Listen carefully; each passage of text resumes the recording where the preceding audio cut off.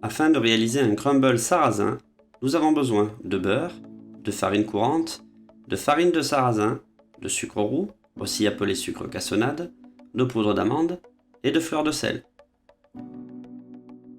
La fleur de sel, présente dans le crumble, n'est pas obligatoire, mais elle va rehausser les saveurs et apporter quelques notes de sel intéressantes. La pâte à crumble est une des pâtes les plus sèches car son hydratation est infime.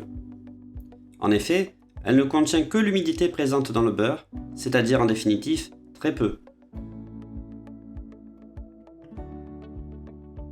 Le secret du crumble réside dans un sablage prolongé de tous les ingrédients ensemble jusqu'à l'obtention d'un sable grossier.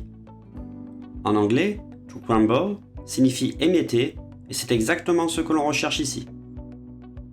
Pour cette recette, nous avons utilisé du sucre roux, aussi appelé sucre cassonade, mais on aurait très bien pu utiliser du sucre semoule. L'avantage de la cassonade est qu'elle développe une granulométrie plus importante et va donc apporter une certaine mâche intéressante au crumble. Pour mes mots, le sucre est issu de deux plantes dites saccarifères, la canne à sucre et la betterave sucrière. La pâte à crumble peut être utilisée dans de multiples préparations, soit directement sur un lit de fruits cuits, pommes et poires par exemple, soit directement sur un lit de fruits crus, comme les fruits rouges par exemple.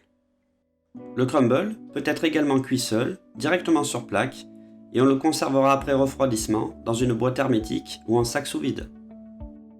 On peut donc observer la formation d'un sable grossier, non homogène, et c'est exactement ce que l'on recherche, des morceaux de différentes tailles afin d'apporter de la mâche et de la texture.